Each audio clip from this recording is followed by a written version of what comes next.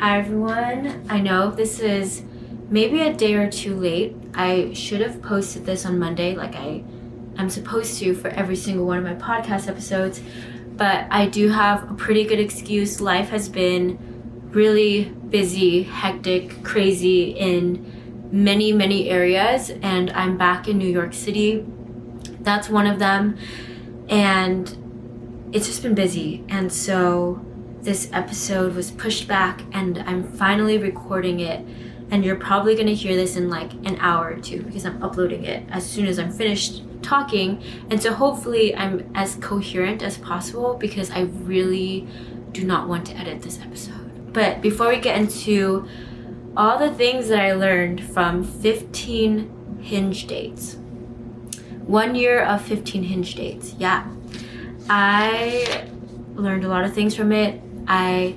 They might not have gone all perfect, which is why I'm not dating any of them. There's a lot of good things to come out of it. I'm just kidding. But I'm just saying, like, these are actually good dates. I was super lucky because nothing weird happened in my dates, pretty much. And I met really cool people. They were not murderers or anything, at least that I know of.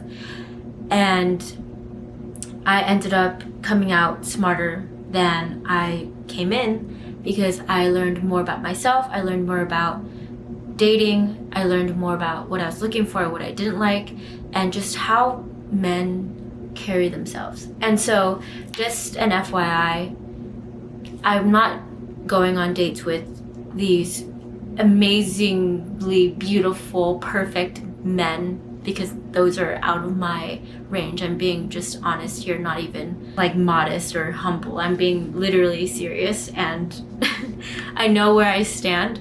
I went on dates with men between the ages of 22 to 27? Is that the oldest age? I forgot. But yeah.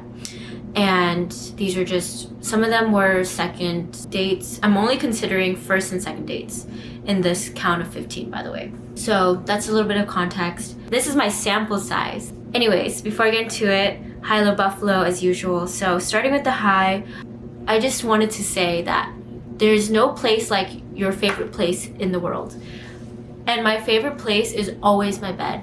I have my bed at home in California and I have my bed here in New York, and these are my favorite places in the world because they're mine and mine only. I spend the most time on my bed and they're so just comforting and clean, and it's where I've gone through just like the most relaxed moments when I'm just trying to clear my head, but also the most saddest moments and I'm just trying to curl myself in a ball and just try to survive the moment, the day, whatever. And there's just so much comfort in being on a bed. I don't know what it is. This past week when I got back to New York, I was so happy to be back here for many reasons, but I just loved being able to lay down in my bed and read and call my friends from my bed. I don't know, it's just been so nice to just watch. I've been watching Friends and I've been watching it from my bed, and it's just been so nice and cozy. So that's my high. And for my low, I messed up and I dug a hole for myself at work where I kind of lied about something that I shouldn't have, but it's not a big deal, and I intentionally knew what I was in for by lying. But I did it fully intentionally with knowing the layout of what was going to happen, the good things and the bad things if I had lied.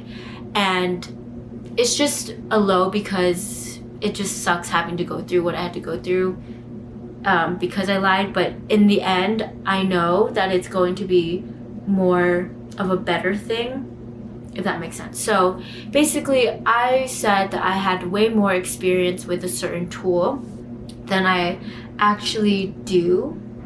And I did this on purpose because, one, people don't hire you if you don't know how to use certain things, which is so stupid because sometimes the best way well, not sometimes, but the best way to learn how to do anything and the quickest way to learn how to do anything is to use the tool and like throw yourself into the deep end. And the only way you can do that is if you put yourself in a situation like that.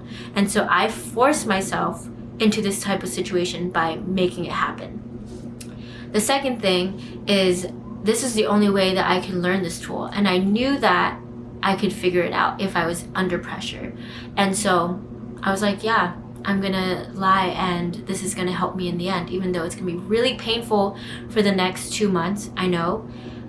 But in the end, I'm gonna come out hopefully a pretty good expert at this tool, and I'll have another tool to add to my tool belt. And I just actually really enjoy putting myself through pressure like that and learning new things. So it'll be a fun time. We'll see. I say that now, but it's pretty rough, and that's why it's low. And for my buffalo, in my apartment, we don't have control over our heating, and so our landlord controls our heating for us, and it gets so freaking hot this time of year, even though it is freezing cold right now in New York City. And so I've been waking up in the middle of the night in sweats. It's disgusting. And I'm literally wearing basically nothing, a tank top sometimes, just like this kind of tank top.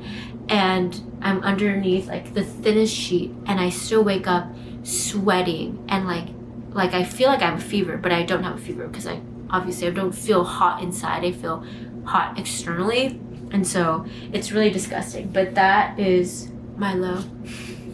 Okay, moving on to the lessons, the things I learned from going on so many Hinge dates in 1 year.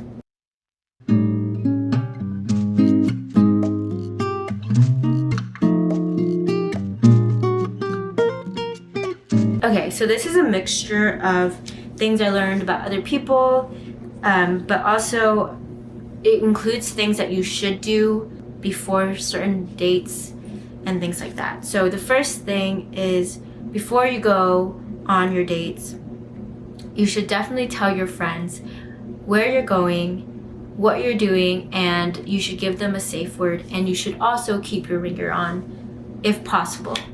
I guess if you don't want to be rude, but you should always have your phone somewhere nearby so that you can text if you need to, and this is a safety thing. And so for the where you're going, what you're doing, that's pretty self-explanatory, because then your friends can show up, your family members can show up wherever you are if something wrong happens. But the safe word is how you let them know when something wrong is happening. So before I leave on my dates, I always tell Mikey and Tiff and their boyfriends, because they're usually here, that my safe word is blah blah blah. And I usually say my safe word is like haha, because it's like if I text that and somebody's looking over my shoulder, they won't think that's weird. So if I text it to them, they have to give me a phone call and they need to help me get out of the situation. And I've only had to use it once, but it wasn't because I was in danger, but it was because the date was not gonna end, because this guy and I just this is also hand in hand with my another thing that I learned about. So I'll just say both together. But you should also say that you have plans after your date, always, even if you don't have plans, so that you have a cutoff time for a date. Because after like 2-3 hours, if things aren't going well, you don't want to be stuck there. It's a waste of time. And so you can use that plan that you had as an excuse. But if it does go well, you can always just say, hey, I can just move it, or it's fine, I'll just cancel it, or something happened and that's why the plan's not happening anymore, whatever it is. And so you should use that. But for this specific date, I didn't do it for some reason. And this was maybe my 12th, 13th date. I don't know. But yeah, and I didn't tell him I had plans afterwards, and he didn't have plans afterwards. And so this date just kept going. We just kept aimlessly walking and talking, and I was like, you know everything about me. I don't even know what else to say anymore. Like, I have nothing else. This is it. I'm boring now because you know everything about me. And he had nothing else to say either. And it was like really painful keeping the conversation going. And I was like, I don't want to waste my time. I have other things to do always. And so I had to use a safe word. I was going through a lot of pain. And so I messaged Mikey and Tiff. I was like, please, like, you need to call me. And it took forever to call me, but it doesn't matter. They finally called me, and Mikey was like, are you ready to come home? And I was like, oh, how'd you guys lock yourself out? And that was what I used. So I basically said that I pretended that Mikey was telling me that she locked herself out and that I was gonna come and get her and unlock the apartment. And thank God I did, because it saved me so much time. I think he just didn't have the courage to end the date, and so I just had to get it into my own hands and do it. Yeah. And the next thing that I learned is that your intuition is right. In the beginning, when you're messaging a person or looking through somebody's profile, if you get a bad feeling, you should follow it. And if you have a very particular feeling about somebody and you just kind of like, you feel it in your bones, and it's like inside your head, you have no reason why, you don't even have to have a reason why, but you just feel it, you're usually right. And what usually happens is it will come up for a second and you'll want to push it down, which, you know, I get, and I've done it many times because it's sometimes not a good thing. And you're like, no, like, I really want to meet this person, I want to give them a chance. But what I've seen from the past is that I knew it all along, and I just decided not to listen to myself and just go forward and waste my time. And I ended up, you know, relearning the thing I already knew and whatever. And I've done this so many times to confirm it. So I know my intuition is right, and it's going to be hard to trust. So I guess in the beginning, maybe do what I did, where I didn't trust it and tested it out to see if my intuition is that good, and it just happens that it is good. So another piece of advice. Another thing is that, yeah, so the point of texting should really only be, texting as in messaging on the app, should really be only to make sure that the person isn't like weird or problematic or has any major red flags. And you just need to make sure that you're safe. So those are the key things that you're looking for when you're messaging someone on the apps really quick before you meet up with them.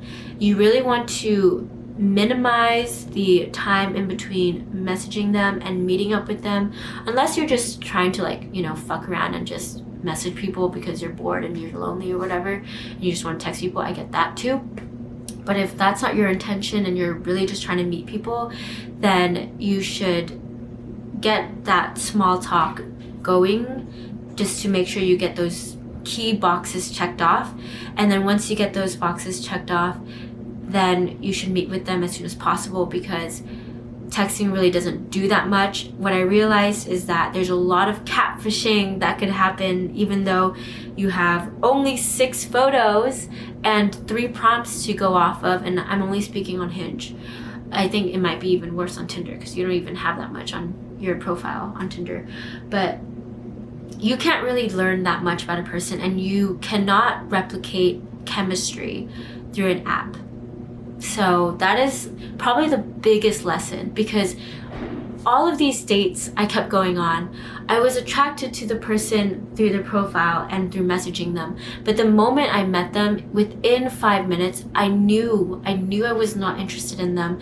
And it just sucks that you already know so quickly, and then you're like, like, I mean, it's fine to meet people and become friends with them, it's fine. But it's like, dang, like, I already know. It's like you sit there for the next 2 hours knowing that it's really not going to go anywhere.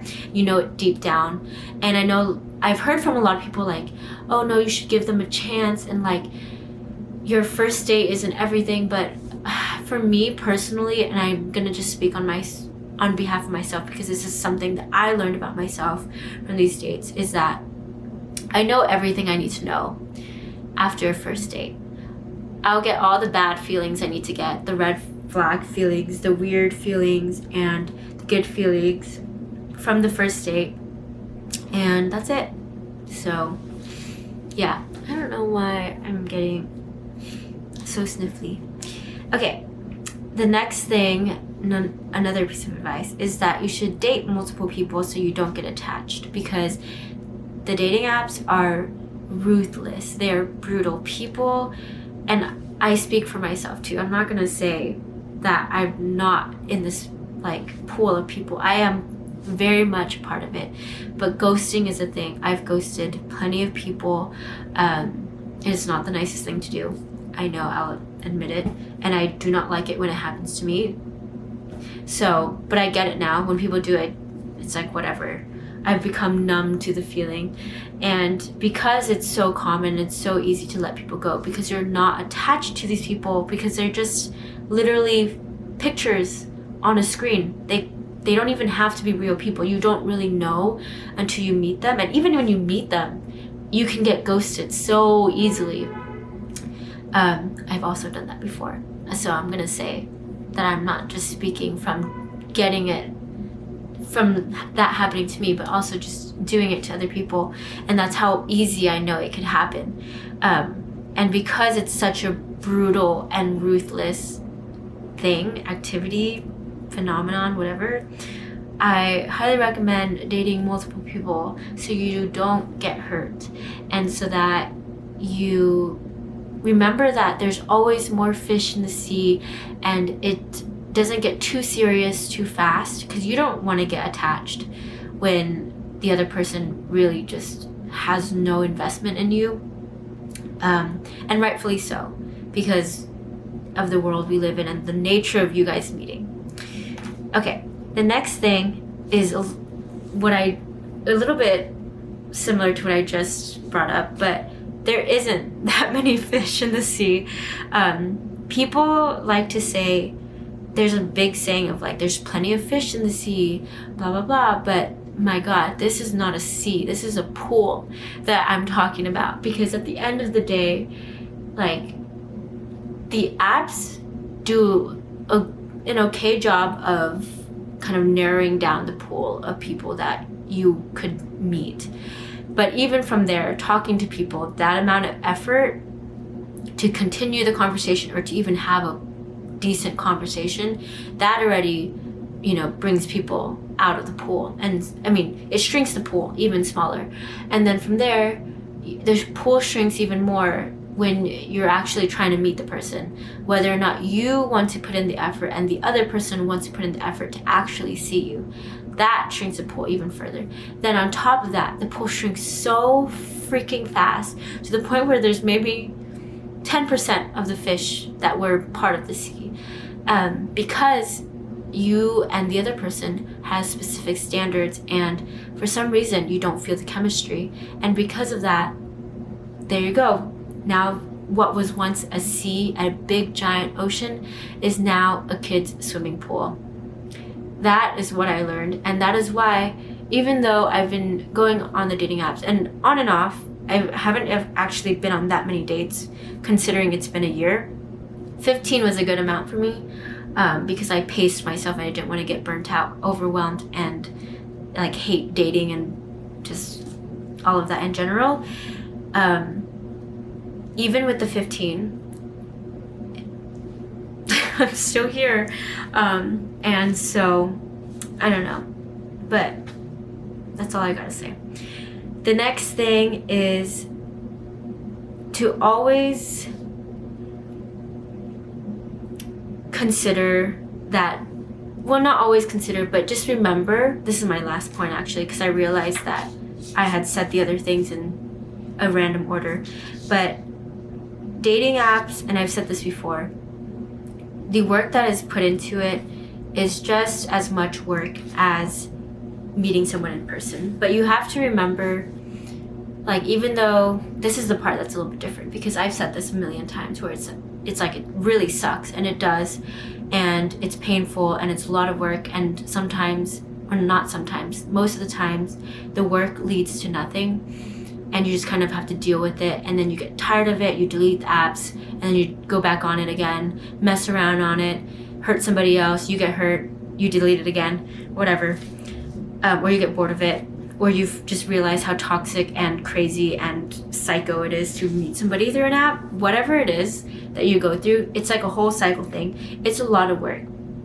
But you have to remember that that's what makes it so special, and what makes being in a relationship and finding somebody, or finding a partner, so like worthwhile and such a unique experience in life. And I know this is getting kind of cheesy, but it's really true.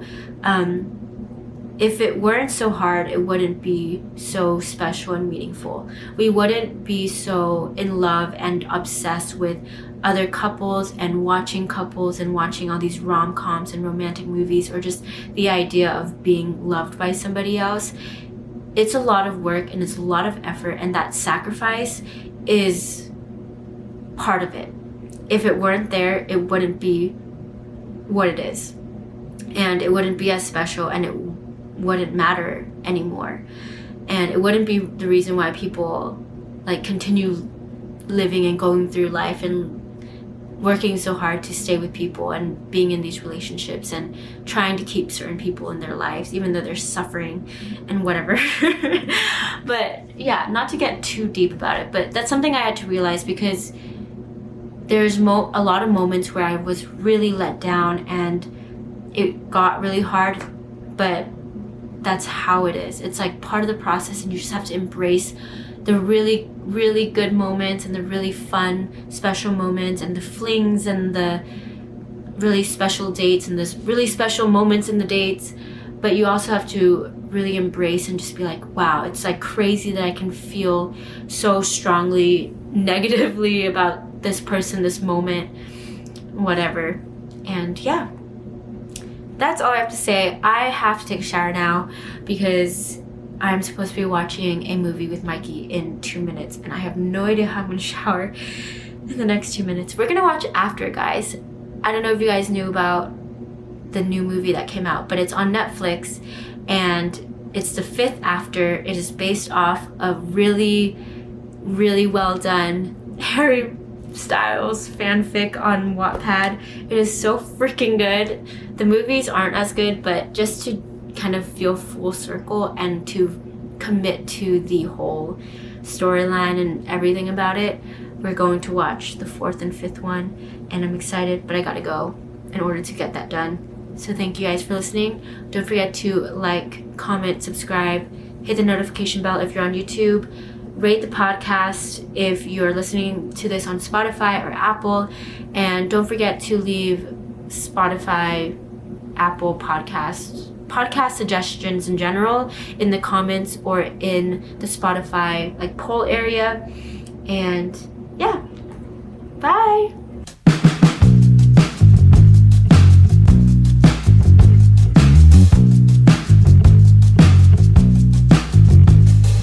Baby, I wish I could sing a love song